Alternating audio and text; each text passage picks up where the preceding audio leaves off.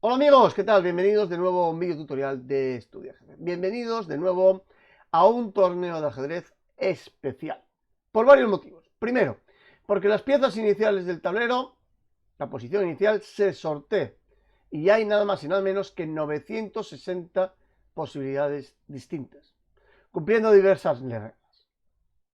Tiene que haber siempre dos alfiles por ambos bandos y que corran en diagonales distintas. El rey tiene que estar colocado entre las dos torres, y en la tercera opción es que siempre tiene que haber la posibilidad de enrocarse tanto en corto como en largo por ambos jugadores. Un torneo especial también porque Kasparov regresa una vez más a las partidas de ajedrez. Para aquellos que no conozcan al jugador Kasparov, deciros que fue campeón mundial entre los años 1985 y los años 2000, que ya se está acercando a los años 60 y que ronda un Elo FIDE de 2783 de Elo. Jugador ruso. Muy famoso por aquellos matches que jugaba contra Anatoly Karpov, lo que es lo mismo, las famosas KAS. Así se llama. ¿Y contra quién juega Kasparov? Pues va a jugar contra un joven de solo 17 años, iraní, de 2703 de Elo FIDE.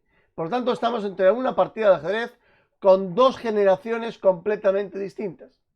17 años contra 57 años. Se dice pronto. Bien, pues vamos a ver qué es lo que pasó en esta más que interesante partida de ajedrez. Fijaos la posición del tablero, porque normalmente incluso los jugadores se suelen tirar 4 y 5 minutos para leer en la posición y dónde debemos de colocar las piezas. Con lo cual, también es muy interesante que lo planteéis vosotros. Fijaros, esta es la posición inicial. En este caso, el rey está centralizado, suele ser lo habitual porque tiene que estar entre las dos torres. Pero fijaros el alfil de la casilla H1 y el alfil de la casilla H8. Solo tiene una diagonal y por lo tanto, pues Firouzja, que es el que va a jugar con las piezas blancas, 2703 iraní, hace una primera jugada que es G3. ¿Con qué intención? Pues la de sacar el alfil de la casilla H1. A lo que Kasparov juega con la jugada D5 a fin de delimitar, de molestar un poco el radio de acción del alfil de H1. D4, G6. Mismo planteamiento por ambos jugadores. Sin embargo, aquí Firouzja juega caballo C3 y Kasparov pues juegan C6. ¿Con qué intención? Con la intención de crear aquí un muro de peones B7, C6 y D5 que choque contra el alfil de casillas blancas, el de H1, un alfil fuerte. Esa es la diferencia con respecto entre ambas posiciones. El caballo está en C3 y ahí, sin embargo, aquí hay un peón de C6. Eso obliga a que el caballo de B8, de Kasparov, tendrá que salir por D7.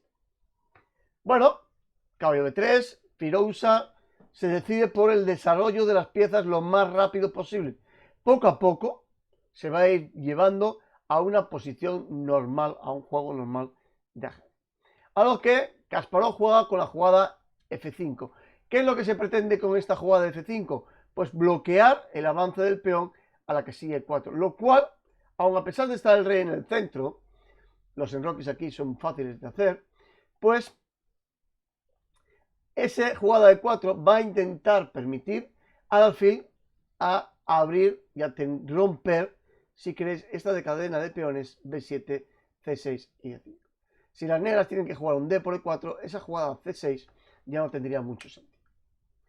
Las blancas, con el fin precisamente de poder jugar ese E4, juegan la jugada F3. El problema de esta jugada F3 es que delimita aún más el radio de acción del alfil de H.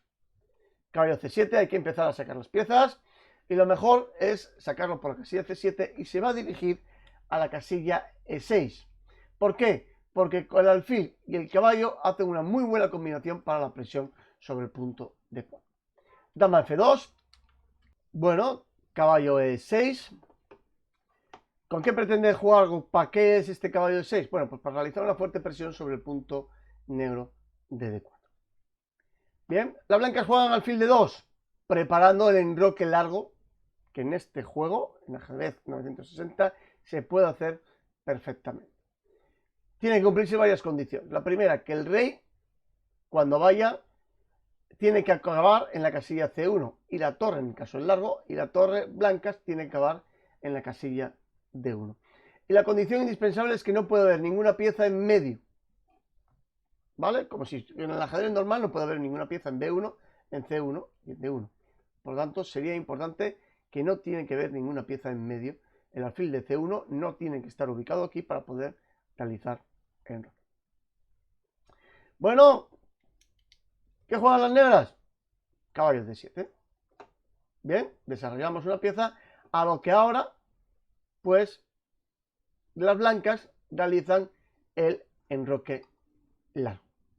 Ahí lo tienes.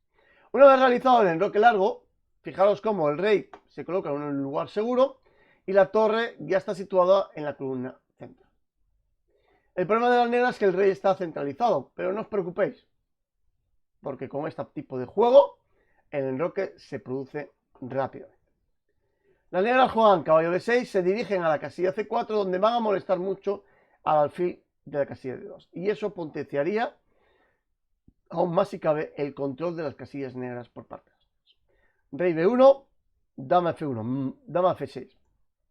Más madera, más presión sobre el punto D4. A lo que las blancas juegan alfil C1, esa fue la idea de rey D1, habilitar una casilla en C1 para asegurar, poner en seguro a buen recaudo el alfil de casillas negras.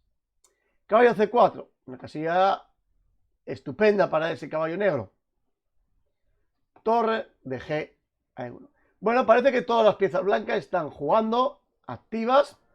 Quizás si queréis, el único pieza más problemática es el alfil de la casilla H1, que única y exclusivamente tiene una gran diagonal, A8, H1, pero está taponado por el peón de F3. Y además, los peones B7, C6 y D5 restringe y mucho el juego del alfil de H1. ¿A cambio qué tienen las negras de problemas? Bueno, pues que la torre de G8 de momento no está bien colocada, que se va a producir en enroque corto, pero sobre todo el alfil de la casilla C8 está muy mal también ubicado. Bien, bueno, pues después de estas jugadas, las negras toman la decisión de realizar el enroque. Fijaros cómo hemos realizado el enroque.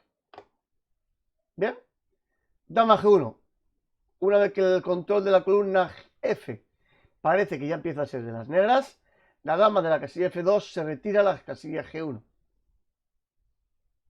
¿Bien? ¿Por qué? Porque las blancas están deseosos de jugar este 4, abriendo y dinamitando un poco la posición. Fijaros que acabamos de llegar a una posición donde se producen enroques opuestos. F4 de las blancas, perdón, de las blancas no, de las negras. ¿Por qué es F4? Bueno, muy claro, el alfil de H1 choca contra el peón de F3. La jugada de F4 restringe en cierto modo la jugada de 4 de las blancas, porque habría un F por E3 al paso. Bien, pero es que además esta jugada posibilita también crear debilidades al cambiar en F por G3, creando debilidades. Bueno, este F4, las blancas juegan G por F4, caballo por F4. Se cambian los peones y los dos caballos negros están emplazados en una casilla perfecta. E3, caballo H3. Bueno, la idea es ganar un tiempo. La dama de G1 está tocada, obligamos a las blancas a mover la dama. El problema que hay es que el caballo de H3 parece que está un poco alejado de lo que es el radio de acción de las piezas. Pero vamos a ver cómo las negras se las han ingeniado para potenciar. Dama G3, dama a G1. Bien, presionamos sobre el punto E3, pero lo que más le interesa a las negras ahora mismo es cambiar las damas.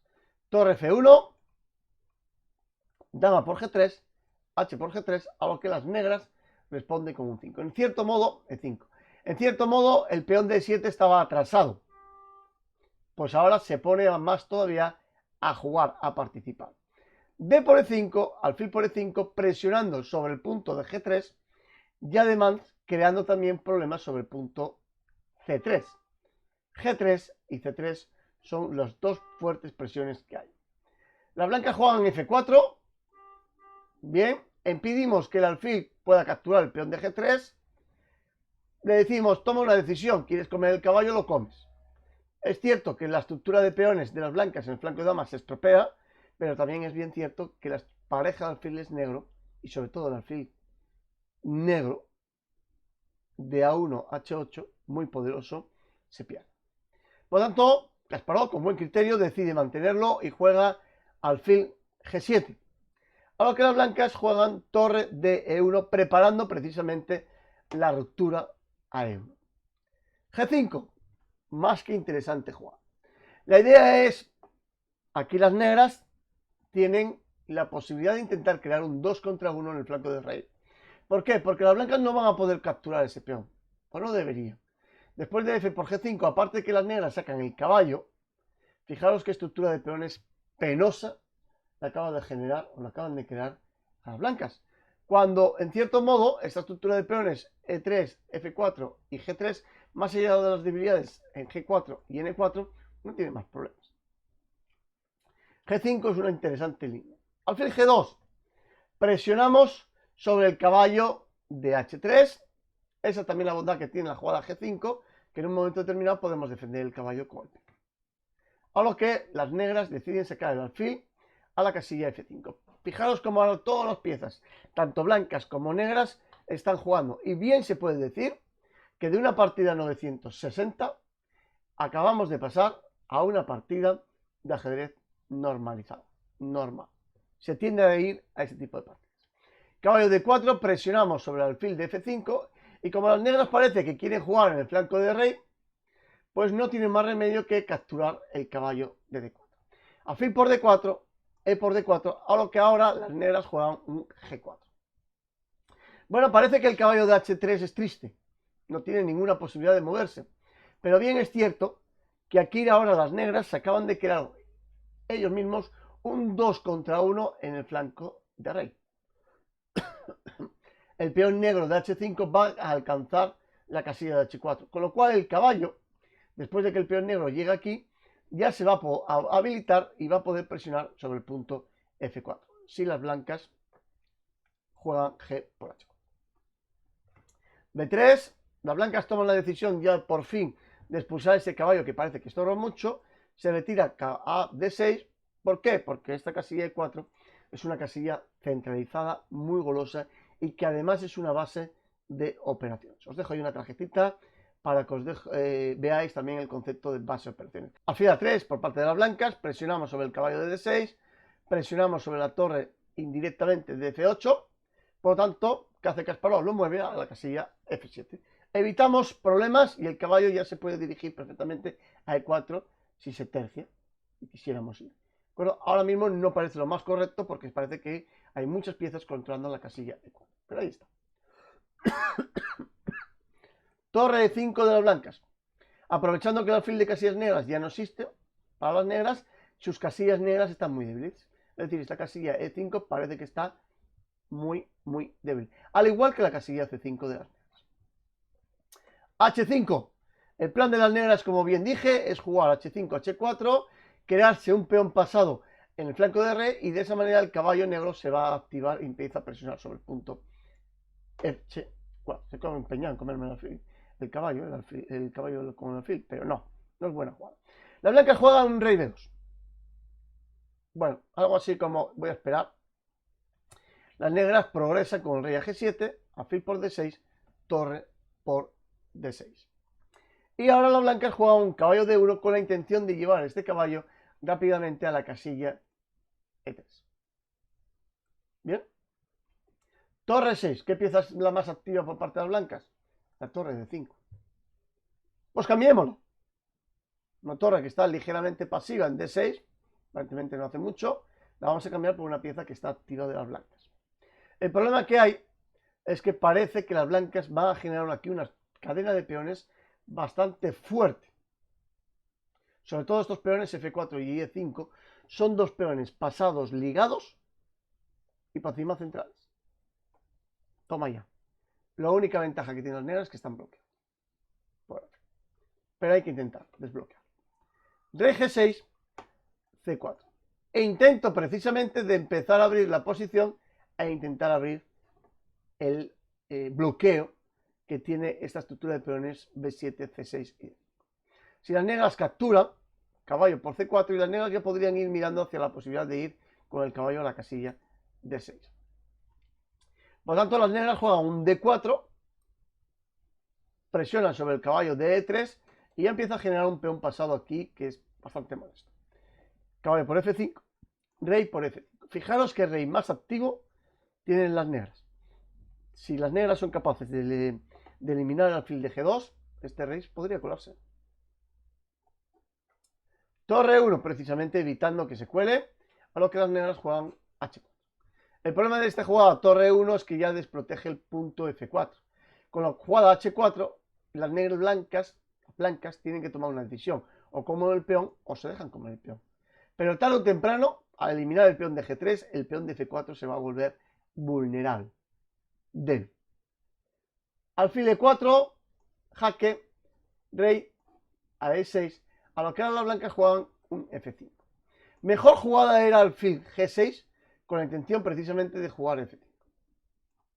Pero, aquí, en esta posición, las blancas dicen juega F5 y me voy a ganar una calidad. Retirarse con el rey parece malo, porque estos dos peones son muy, muy fuertes. Por lo tanto, ¿qué hacen las negras? Se comen uno y sacrifican, después del alfil de 5, fijaros, las blancas amenazan el rey y las blancas amenazan la torre. Doble amenaza, ¿vale? Evidentemente hay que evitar la amenaza más fuerte, que ahora mismo es torre por E5, es decir, que nos coman el rey. Por tanto, el rey se retira a F6, defienden la torre de F7 y vamos a llegar a un final más que curioso. Fijaros, el problema que tienen las blancas es que el rey está muy alejado. Y las negras ya están aquí. Y este caballo ahora es muy activo. Y hay que tomar medidas sobre los peones. Si no, H por G4. Bien. Esta jugada que acabo de hacer no sería buena por esta. G3. Una jugada muy, muy molesta. Si torre 2, caballo F4. Todo esto son ganancias de tiempo para las negras. Y al final el peón de G va a coronar. Son ganancias de tiempo para progresar con el peón. Fijaros, torre de 2, G2. Única torre de 1 para que no corone. Y ahora caballo H3 o caballo a la casilla de 2. Me da igual. Y a la siguiente coronamos y las blancas están obligadas a sacrificar la torre por la 2. Al final nos vamos a comer una torre limpia. ¿Vale? Fijaros, cualquier jugada. Dama. Nos vamos a comer esta torre limpia. No os preocupéis por estos peones porque van a ser capturados en cuanto regrese el caballo, va a ser capturado. Por lo tanto, no podemos comer el peón. Las blancas que juegan torre a E2 se preparan precisamente a controlar la casilla G2 para cuando las negras comen en G3. ¿Que cuándo lo hacen? Ahora precisamente. Torre G2, rey F6. Pero fijaros ahora cómo las negras van a ganar tiempo mientras las blancas se deciden a comer los peones de G. Torre por G3, rey F5. Fijaros ya dónde está el rey negro. Si solamente es empujar con el rey al peón de G7. Y el rey blanco es un mero espectador, está lejísimo. Intentan hacer un C5.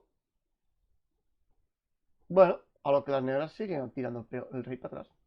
O sea, para atrás, para adelante, en el sentido de que van a la casilla F4. Siguen expulsando la torre blanca, bien para atrás o bien para un lateral, torre a D3. A lo que las negras dicen, otro ganancia más de tiempo.